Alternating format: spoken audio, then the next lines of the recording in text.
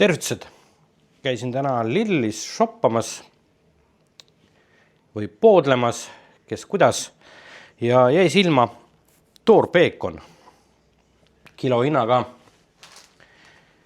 5,45 ja ühe 450 grammise tüki ma sealt võtsin, et see homme suitsuahju panna.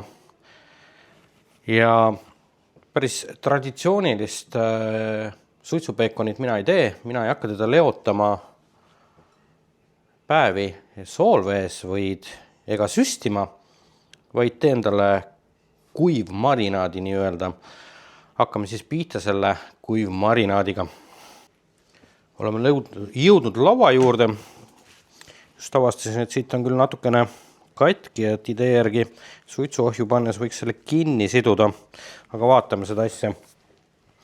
Vaja läheb meil soola ja pipart, rohkem midagi, aga mis ma ära võtan, on nahk. Mulle nahk ei meeldi, seega selle ma eemaldan siit ära.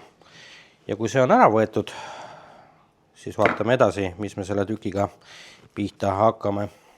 Suures osas sain naha kätte, ega nüüd ei olegi muud, kui tuleb ta ära soolata. Ja mina kasutan ka pipart. See on igaühe oma eelistus, aga ma otsustasin, et ma tõmban ta ikkagi nööriga natukene kinni, et siis see naeratav osa jääb vähe kompaktsem. Muidu ma nööri ei kasuta peekoni puhul. Aga ega siin midagi ei olegi, lihtsalt paneme soola ja pipart ja siis, kui see on tehtud, siis möllame edasi. Nii, sool, pipar peal, võib-olla panen veel natuke soola lisaks. Ja seekord panin lihuniku sõlmega, tõmbasin ta veidikene koomale, et oleks hiljem lihtsalt parem teda lõigata. Ja ega siin väga muud ei olegi, kui teda nüüd toidukilesse panna ja lasta öö läbi seista. Täpsustan veel korraks, et toidukilesse ja siis külmkappi. Ja lasta seal siis marineerub. Julgelt suke vast 12 tundi. Ja siis hommikul, kui suitsuahju käima ajan, siis näitan järgmise toimingu, mis ta ka tegelikult võiks teha, ei pea tegema, aga sellega võidab kõvasti rohkem aega. Siin ta on. Käes on järgmise päeva hommik. Võtame ta siit kilest välja. Ja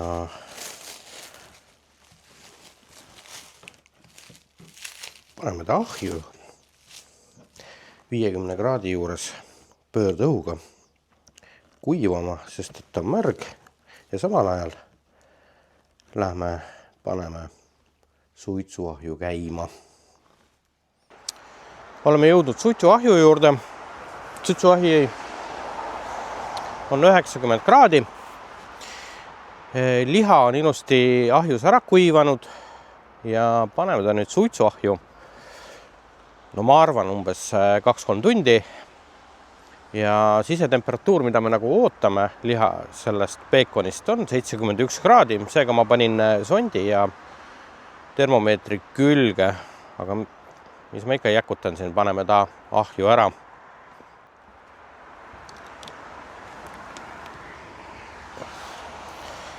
Ja paneme ilusti ahju kinni ja arvan, et näeme paari tunni pärast, kui sisetemperatuur on jõudnud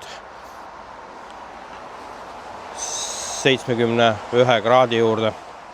Oleme jõudnud nüüd nii kaugele, et liha on olnud ahjus 6,5 tundi, nii et minu mõte, et ta võiks olla ahjus 2-3 tundi, osutus veidi valeks.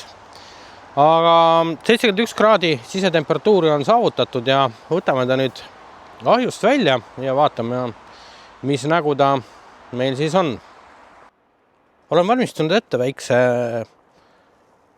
kandiku, mille peal on hõbepaber, kuhu me siis, või foolium, kuhu me siis selle liha sisse keerame või siis peekoni, nagu öeldud sai, nii. Ja valmista meil ongi. Tuleme valguse poole rohkem. See valgus on üsna halb siin. Selline ta siis sai. Keeran ta nüüd ruttu fooliumisse puhkama, et siis hakata teda hiljem sööma. Ja kuidas teda siis süüa? Kas lõigata viiludeks ja panna võileiva peale või viiludeks ja näiteks praadida koos praemunaga. Nii et variante on, mõned on, nii et laske hea maitsta, kui te proovite seda järgi teha. Ma arvan, et ta on kahe päevaga kindlasti otsas, nii et oleks võinud ju rohkem teha. Aga on nagu on. Egas midagi, pange pöial videole ja subscribe kanalile ja näeme juba järgmine kord. Tšau!